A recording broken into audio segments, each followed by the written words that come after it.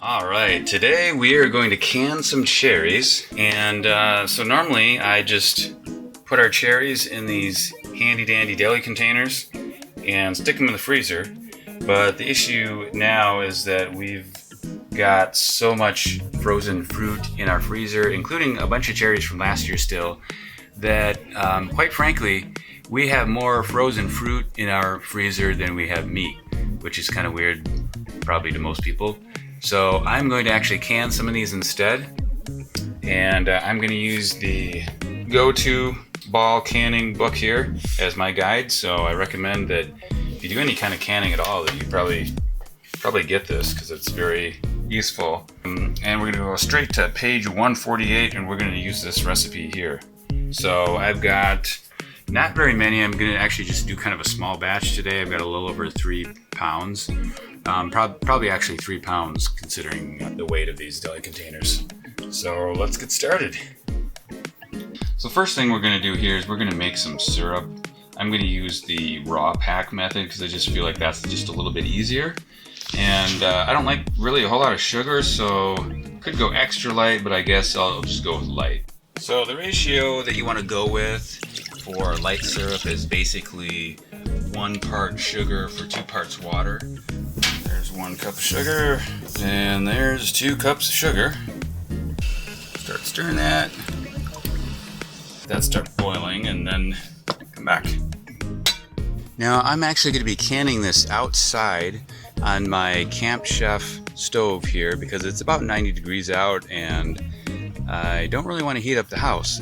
So that's what I love about this stove is you can take it anywhere. It's portable. You can take it camping. I do lots of canning. You can make applesauce and stuff like that. You can use this other burner here to cook down whatever it is you're doing, and then use this burner for the canning.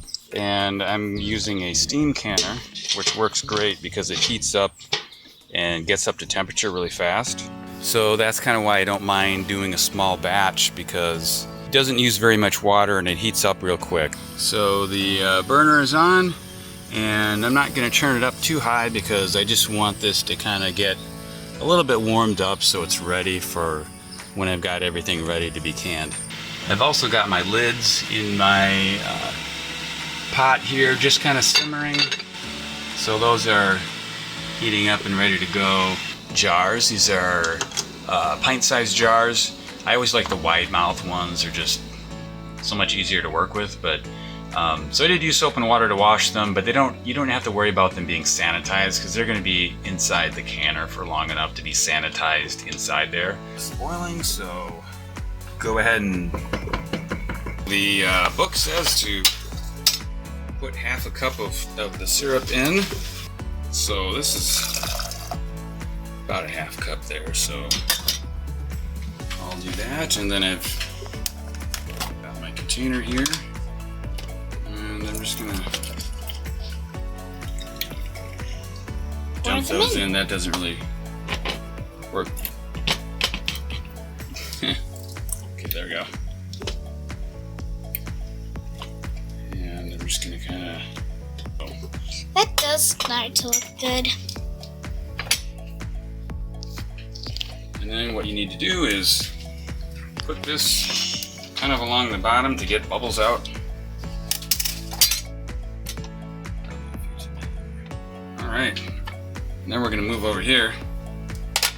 Use our little magnetic thing to get the lids out. It should be hot. It is actually hot, but the water in there is hotter. You want to wipe the top of this off so there's nothing in there that prevents a good seal. And you just have to hand tighten these. You don't even want them like super tight. The goal is just to keep the lid in place. It's not to actually tighten it down necessarily. So there's one. Looking good. Looking good. Another 2 thumbs up, huh? Okay. Dump that in.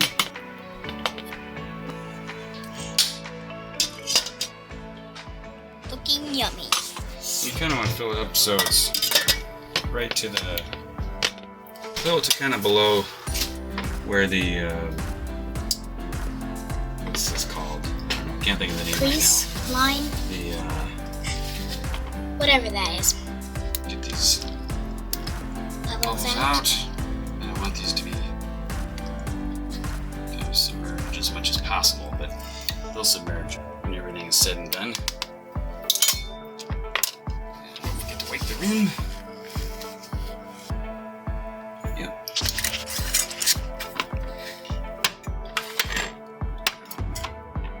One more. 3 down, 1 to go.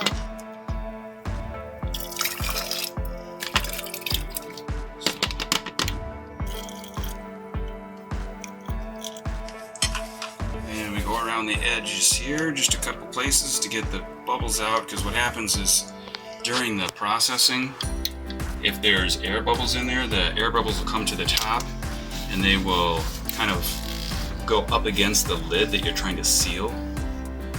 And so they'll kind of pop the lid open. Pretty rare that that happens, but sometimes it does if you don't do that. And I mean, I almost never have any problems with the jars not sealing, the lids not sealing. Some people get like paranoid about that, but I generally don't have problems with that, so I don't know. All right, that's it for that part. So we got all the cherries in the cans, jars. So we're gonna bring these outside.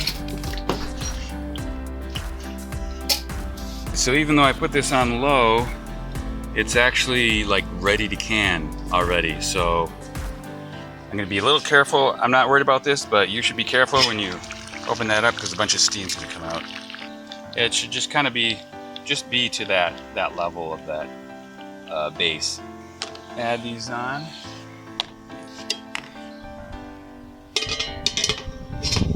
Put this guy on there, and once this hits the green zone, then that's when you start the timing.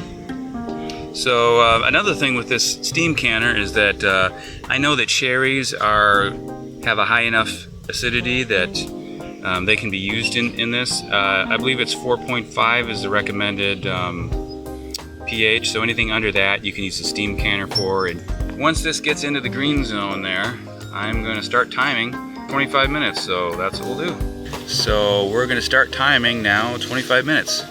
So we're about 17 minutes in and we are still nicely in the green zone there. So this thing is like the best cherry pitter ever, I have to say, and I did make a review video about this, which I'll have to link and show you. This is what I highly recommend.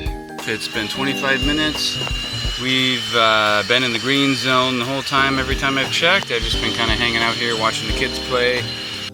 So I just shut that off there. And we're gonna let this cool down for the next 5-10 minutes or so until that dial goes down.